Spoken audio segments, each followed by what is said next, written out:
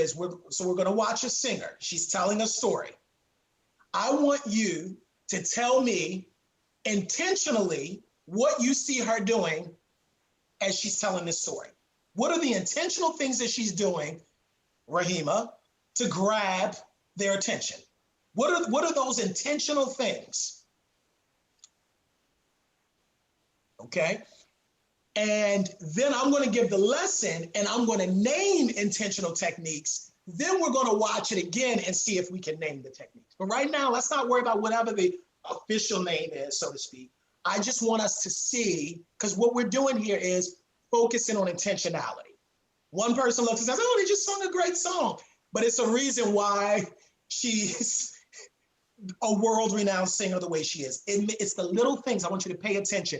Now, the people that were here last week, of course, have a head start because I asked you to watch it last week. And, but I want to watch it again because I know everybody wasn't here then.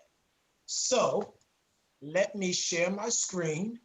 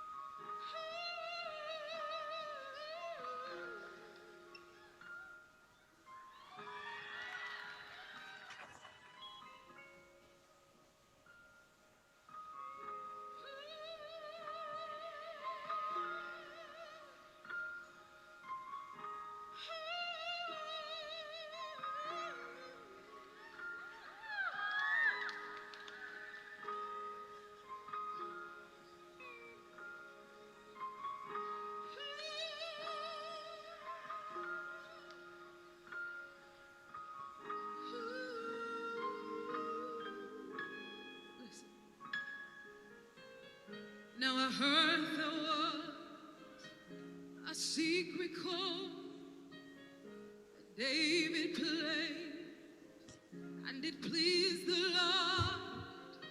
But you don't really care for music, do you? Well, it goes like this.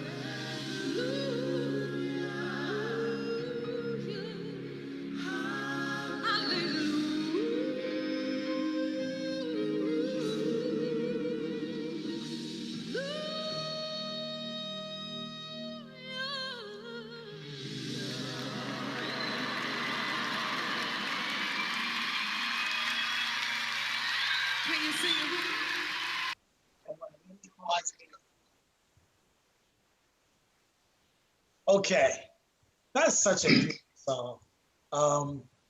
So what did, oh, I see some, it looks like a couple of people have joined us. All right, so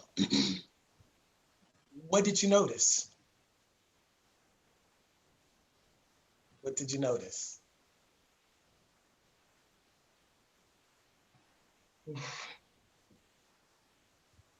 So first of all, she moves around the stage at the beginning. She walks around the stage and she's kind of like looking at the audience and making eye contact with the audience. Why? Why is she doing this? To establish connection. Okay. Or make a connection with them, or, you know, it could be just to show that she's present with them. She's not just coming up there to sing a song and she's going to engage with them. Okay. Even though she's saying the words. Yeah, because it's no difference. It's a communication. So the fact that she's singing has no, that she's telling a story. She's telling it through this gift that she's been given. And so I like the fact that you caught that her way of connecting, because remember we talked about what do great stories have? Every great theme, passion, common experience. So part of this common experience and the connection with her is her establishing that from the very beginning. Subtly. So think about it. There are certain things that you just do instinctually, and then there's certain things you have to learn. This is why I think it's important taking courses like this, because just that little bit, that's something she would have had to have learned. You see the difference between how she just rushed out and sung? The gifting wouldn't have changed and the power behind the voice wouldn't have, but what she's doing is she's telling this story. Okay, what else do you see? It's a lot of things. What else? What I notice is that she, while singing, she speaks to them. She speaks to the audience and she grabs their attention. So I noticed three things that she said. The first thing when she started the song, she said, listen. And then the second part, she said, this is my favorite verse. And then the last part, she said, singing with me. So it's like, it's a journey. She's taking them through the journey with her. And then each time she says something, they're able to listen. When she said, this is my favorite verse, I automatically paid attention to the lyrics of the song or what she's saying. So you become attentive to what she's saying throughout the whole song. I'm getting so excited because I'm gonna tell you why I'm loving this right now, because you're recognizing. This is the art of this. This is why we're doing this together. So you see the art of it is intentional, it's deliberate, what she's doing. So you're right, she's speaking to the crowd. She says, listen. And so subconsciously, even if you weren't listening, subconsciously you do. Think about if you walk in a room and tell somebody, hey, listen, even if they, you at least turn around for a second because your attention, so she did that. And then you're right, she says, this is my favorite verse. So she's also subconsciously signaling to her audience, I'm on this journey with you. It's not just that you are on a journey that I'm taking you on, I'm on it with you. I like this song just like you do. And she's also, and it's a subconscious thing, but it's a big thing. She is showing that she's the vessel. Never forget that. You're not the person, you're not the main, you're not the source. You're the pipe, you're not the source. You're the conduit, you're the vessel. You're the medium, but you are not the thing that is, and she recognized that, and she subconsciously, even though she's center stage, even though she's a, superstar, she's kind of showing me and you are on the same plane, because I have this gift and I'm singing this song and I like it just like you do. It's almost like she's looking forward to singing it just like you're looking forward to hearing it, right? What else is she doing? I noticed some other physical things that she does, like the hand gestures, and she points the numbers, and she points up to God, and So she's engaging the audience with her gestures. She's showing a lot of expression on her face.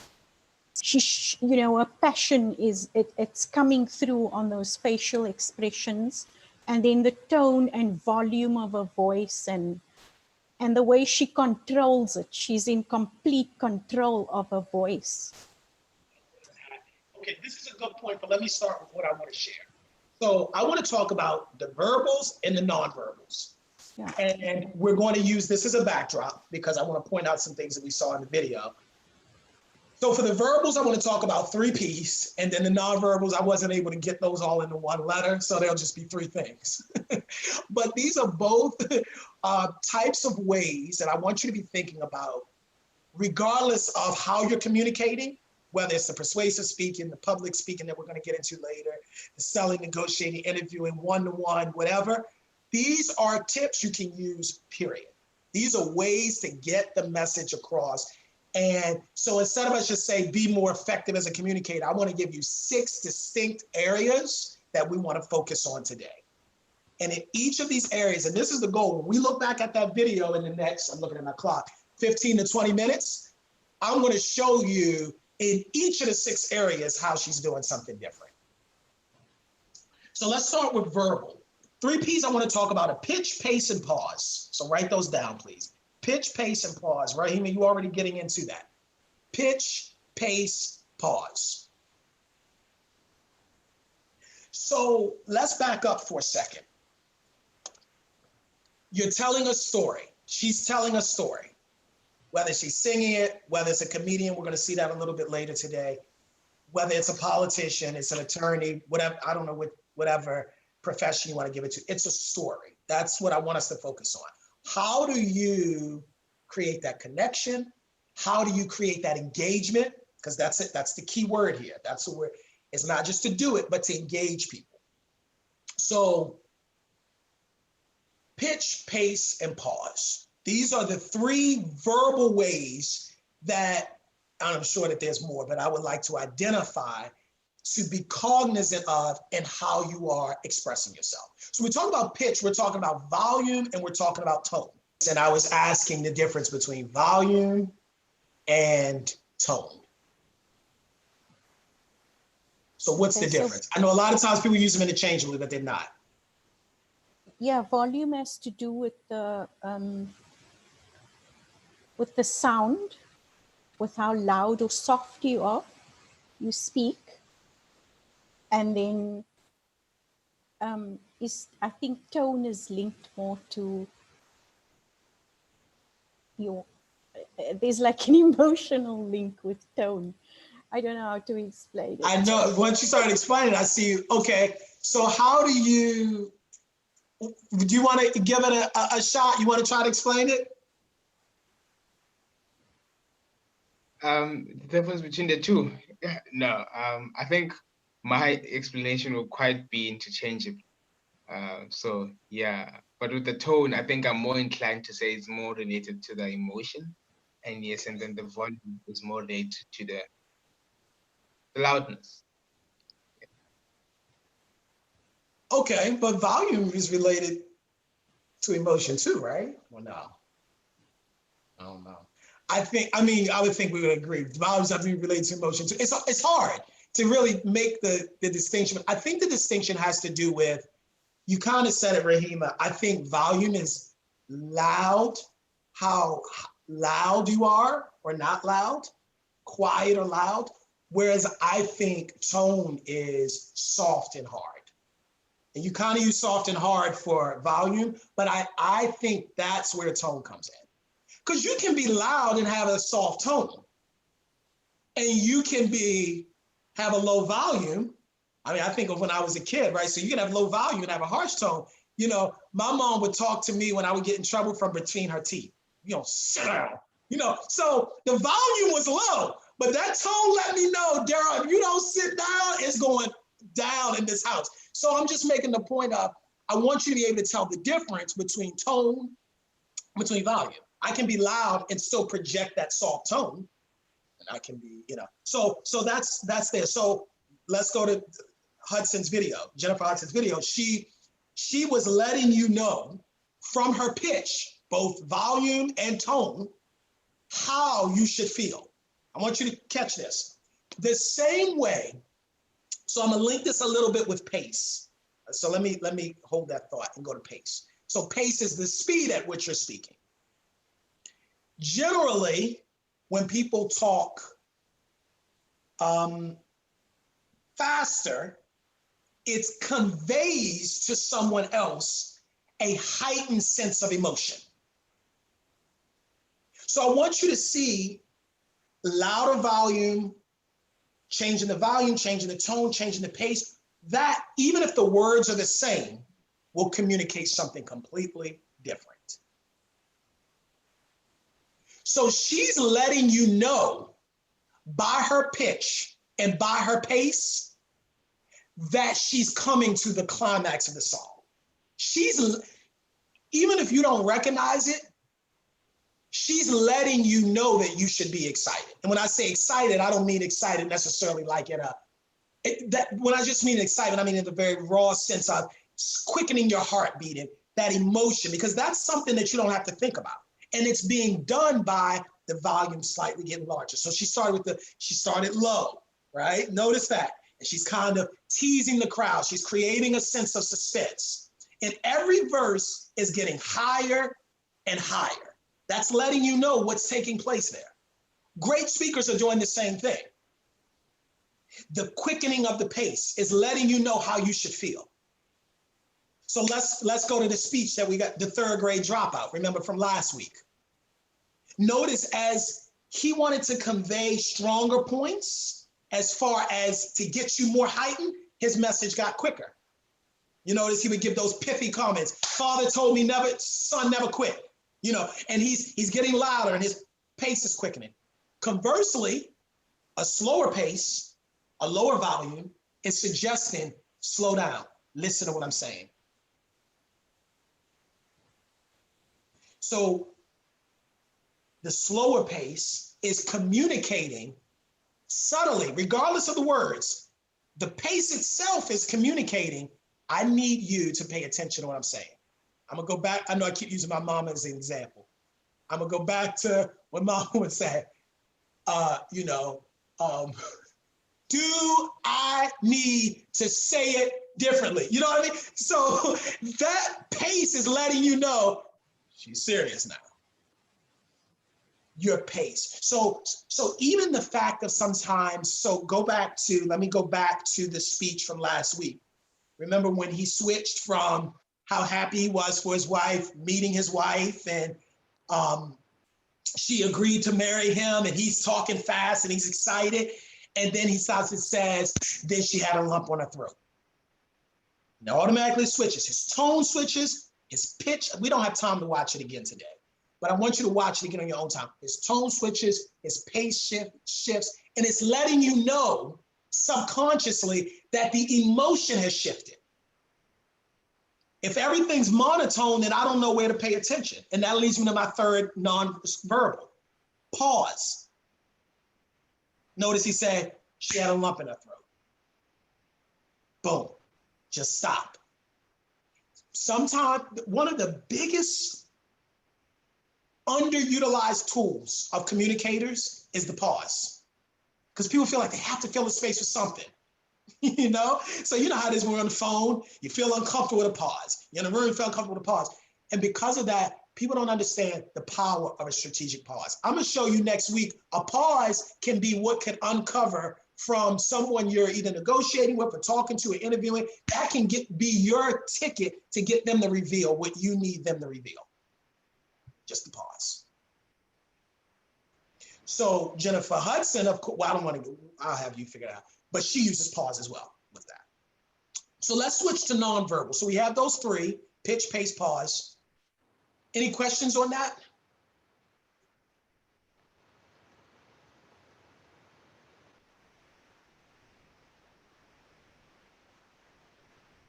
Okay, so I take a note. And I hope you're getting a sense. I know I keep going back to this transferability.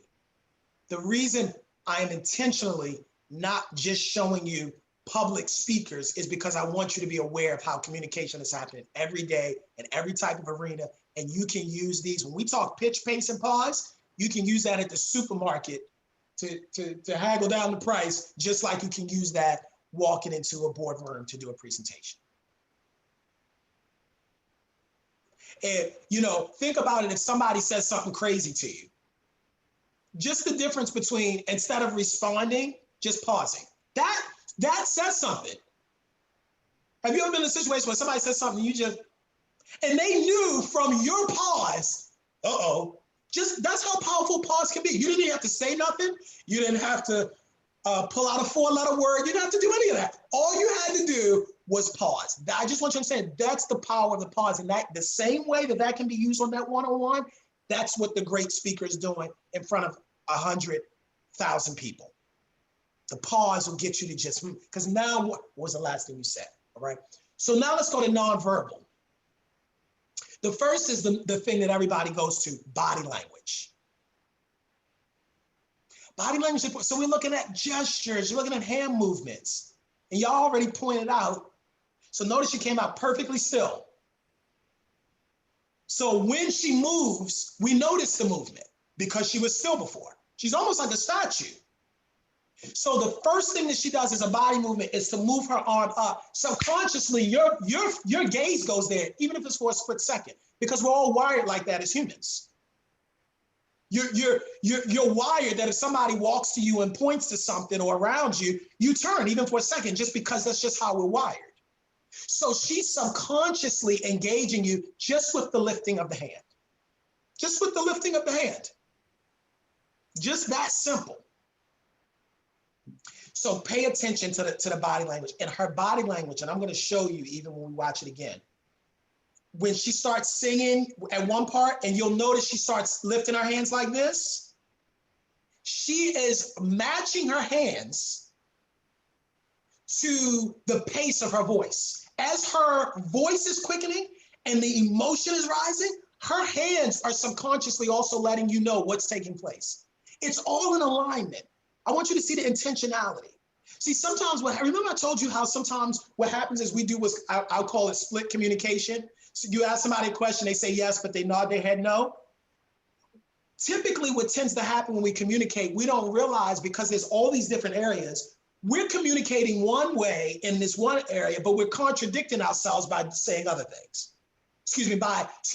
Not saying other things, we're subconsciously contradicting ourselves because in other areas of communication, we're not conveying the message we want to convey.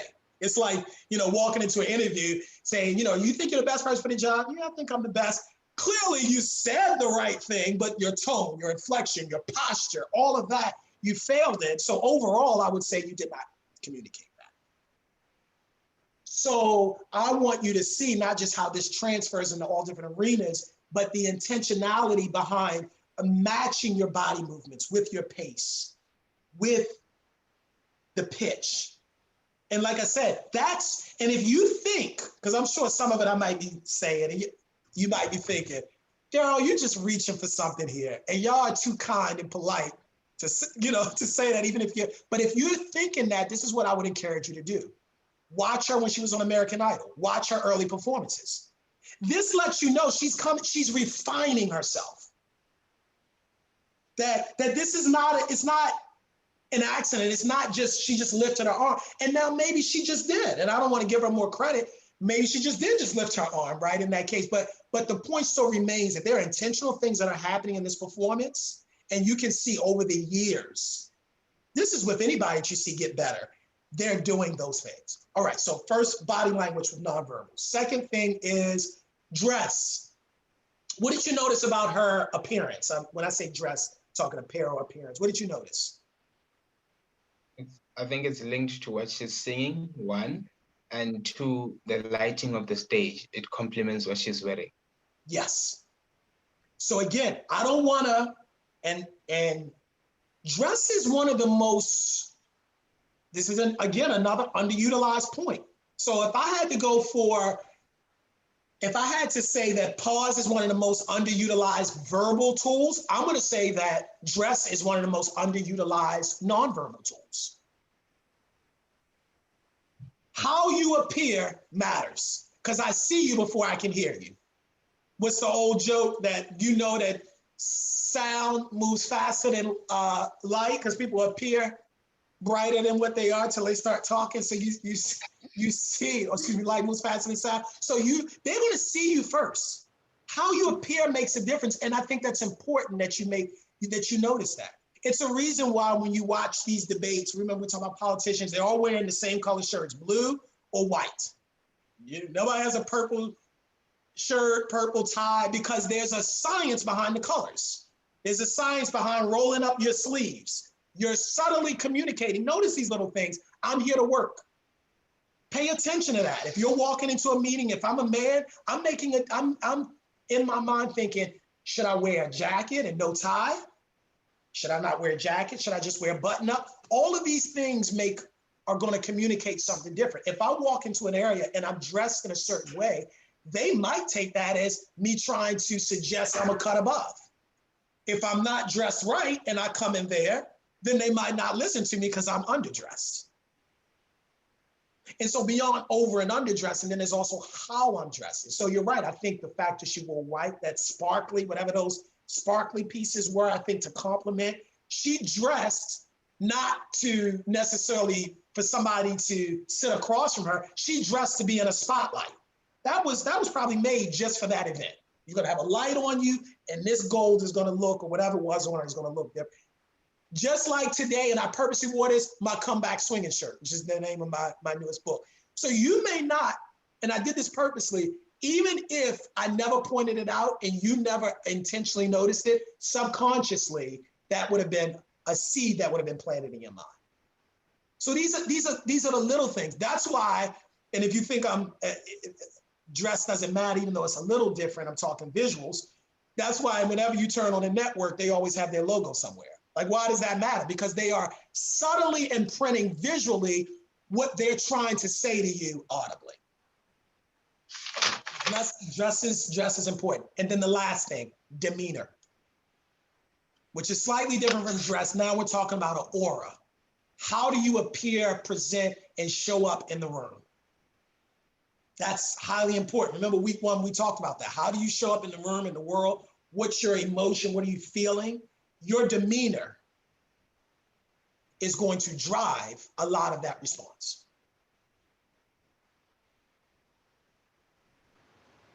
Sometimes you can just walk in and just not be approachable. You have to be be cognizant. So let me say this about demeanor. Everybody has a natural demeanor. I think unlike the other 5 areas that I've touched, this 6th area, what makes demeanor different is, I think, all of us have a natural demeanor that we automatically have. I mean, I don't think we have a default dress mode. We don't have a default, pitch, that switches throughout the day. But we all have a demeanor. Some of us are just more laid back. Some of us are more amped. You have to know that because it is important to know how that comes off. I'm aware of myself that I'm an energetic person. I'm aware that people like that. But I'm also aware that there are some people that don't like that. And that if I come in the room with that might sort of seem to be too youthful or playful. So I'm aware of that at least. How is my demeanor? When I'm coming in, and like I said, demeanor isn't just, so much attitude, but it is that whole aura that I'm projecting. And so the reason why I went to that, what is your natural demeanor? Because you should know your natural demeanor and know how that comes off. So at least because all of us have, bright spots of our personality and not so bright spots. So you know how to tweak that publicly. Or when you're giving a presentation, you want to be aware of that. I'm cognizant of the energy that I'm projecting because I know I'm already on 10. So I'm cognizant of that in my demeanor if I walk into a situation, especially if I'm walking into something that seems more serious. And if I think, I've already gotten the feeling they might won't take me seriously, I'm more cognizant of that demeanor there. All right. So I know we're coming to the end. I want to watch it one more time and I want to walk you through what I see. Can we do that? Sure. And I want to hope that we had no issues with the internet. Did y'all want to jump in and say anything? Questions, thoughts? So you can be intentional with demeanor as well. Even though you have your own like natural kind of demeanor, you can be intentional with it. Oh, absolutely. I mean, Okay. we all have, I mean, just like if you're an introvert, you got to be extroverted at times. And if you're an extrovert, you have to be introverted at times. So we all have roles that we have to play for certain seasons, times, and moments. And I think once you know where you are, the more you know about yourself and how you're coming off, you know how to address that. So one of the things for me, because I know I've always looked much younger than what I am. And yes, that can be a good thing, but it can also be a bad thing, particularly when I was, this brother's age. Tell me your name again, my man. I don't want to keep calling you brother. What's your name? T. T. You did tell me that. When I was T's age, because T told me today he's 21, I didn't want to go into a job and look like I was 16. Or when I was graduating from, I can't tell you how many people when I graduated from law school and I would say I was an attorney, they said, oh, you mean a paralegal? And I knew that was there. I don't know how much of it is because I was Black or am Black, honestly, and because I looked, so young. So they are thinking it can't be, because you have in your mind what a lawyer is. So I'm saying that to say I was cognizant of that in how I dress. I always tended to dress more conservative because I felt like that would make people take me a little more serious when I walked in the room. I knew I couldn't come in there with sneakers and jeans and the kind of the button-up shirt like the tech guys could. And I'm gonna just be on, I'm just talk real. The 25, 26-year-old white guy might be able to do that. I knew that wasn't the case with me. I knew what perception was. I knew how I looked. And so because of that, I was cognizant, okay, in that area of dress, I need to make sure that I'm on point. And so that's what I'm saying about being aware of those things. Okay, let's pull this up and I'm gonna kind of walk you through a little bit of what I'm seeing. So notice our hands there. And it pleased the Lord. You don't really care for music, do you?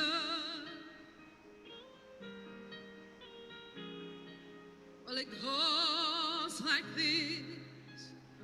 Fourth, fifth, minor four, and the major lift.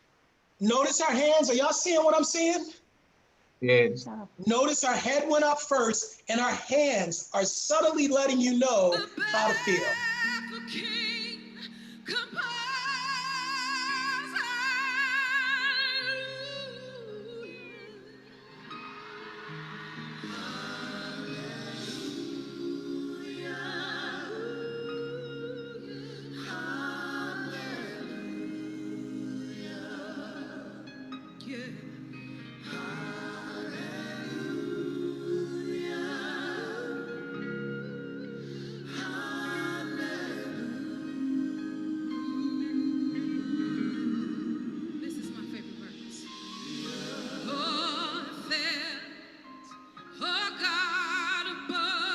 Notice our hands again. I want you to notice what's happening here.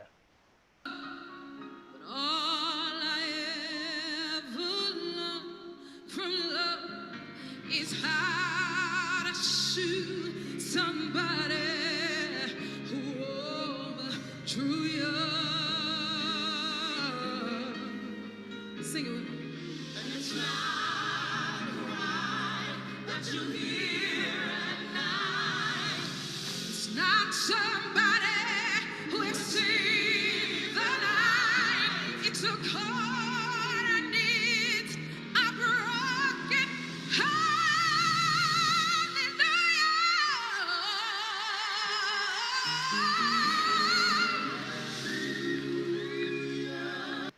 And we'll actually stop there because that's the climax. She's letting you know from body language. Do you see all the things we're kind of pointing out from the moment she stepped out, the stillness. So her movements made you notice. Now, if she came out fidgeting and she moved her arm, you wouldn't have paid any attention. the fact that she's subtly engaged with the crowd at the beginning by looking, by walking around. She's owning the room. We'll talk about that in another session. The power of owning the room. So she's establishing her presence, and she's creating a suspense for 1 minute and 20 seconds. And the people are responding because they're listening. They're quieter.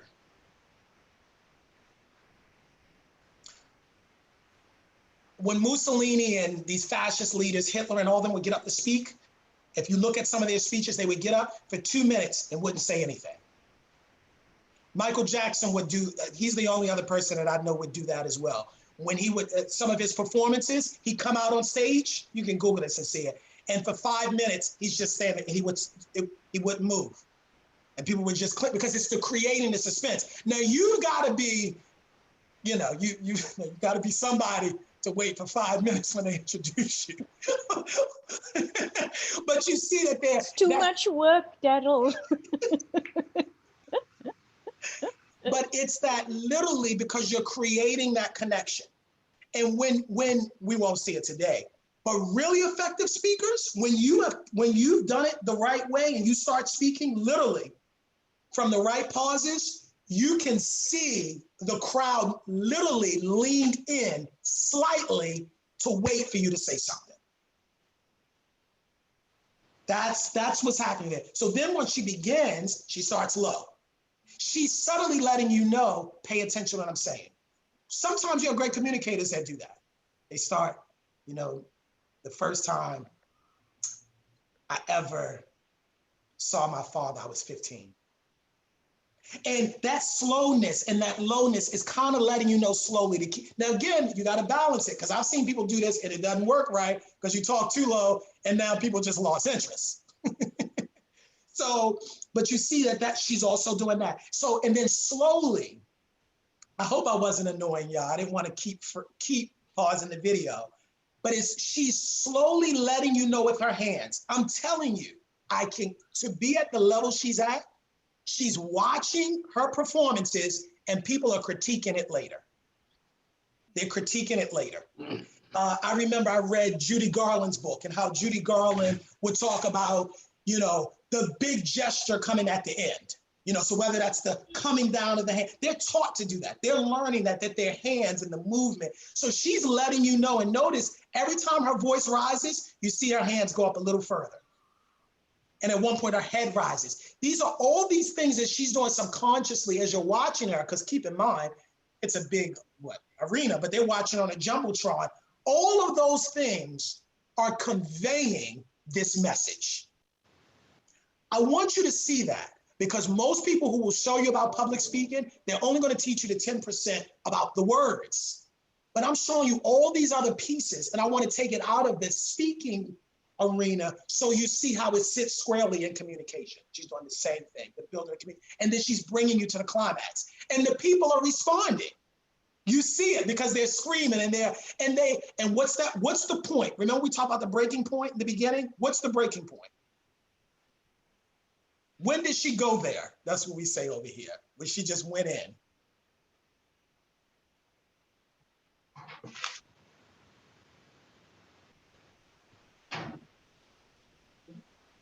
I'm asking when was that point? I think it's when her pace and her volume increased. And yeah, I think that was the point.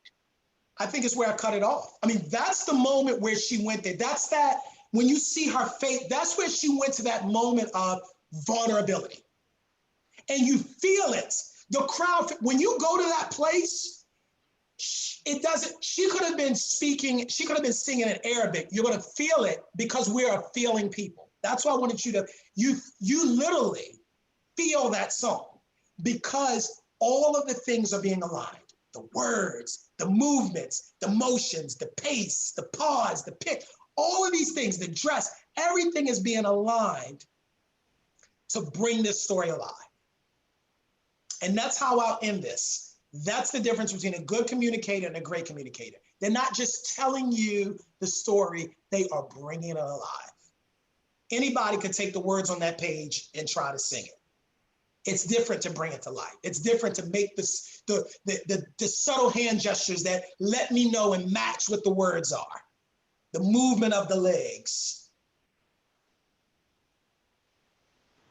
Now So, I'm too scared as we, to talk. Mhm. Now I'm too scared to talk to you, Darrell, because I think you're going to be saying her gesture and her facial expression. No, I'm really Um, into this because I learned when I got to be very intentional, that's how I got to be better. yeah, Re- it seems really, like it seems like it's awareness just of all of these things that brings it together, and that is probably the missing link for a lot of people, because we just go in there thinking, okay, I've got to make this speech or I've got to do this, and the focus is more on the delivery of the words, not Yep, on all of these other things. all And of so these. being aware of all of that is just, I think for me, that is what has clicked. Good. That's my hope. And my assignment for you for next week, because next week we're going to selling, negotiation. I have not forgotten. I want you to tell a story. We're going to get into that. I want you to be thinking as the things that I've taught, pitch, pace, pause, body language, dress, demeanor, those 6 areas. I want you to be looking at the ways in which you're seeing that delivered in all types of contexts. Just be more, that's the beginning of it. Raheem, I appreciate you saying that the key is just being aware. Like, they use the pause. They may not even notice that they did it. Their pitch quickened, or the demeanor. I didn't mention her demeanor, for instance, but this will, kind of end it off. That stone face, because she comes out and she's that stone, but then there's also that humility with it. It's almost like that childlike, wandering, how am I here? She's kind of looking around. That's not an accident. I mean, the great ones, they know what they're doing. They know and they know how to, and this does not mean this is not authentic, but she's coming from that deep place. You can't help but relate to that. You can't, because you're human, and that's what we're connected with. All right. Okay, so for next week, I want you to bring something that you would like us to critique. No way we're gonna be able to watch all of them, but selling, negotiation, interview tactics, anything in that arena, I want you to bring at least one video and we can do some critiquing. All right. All right. Thank you. All right. Thank you. I'll see y'all next week. Okay, bye-bye. Bye, Liesel. Bye, Keith. Bye-bye. See you guys.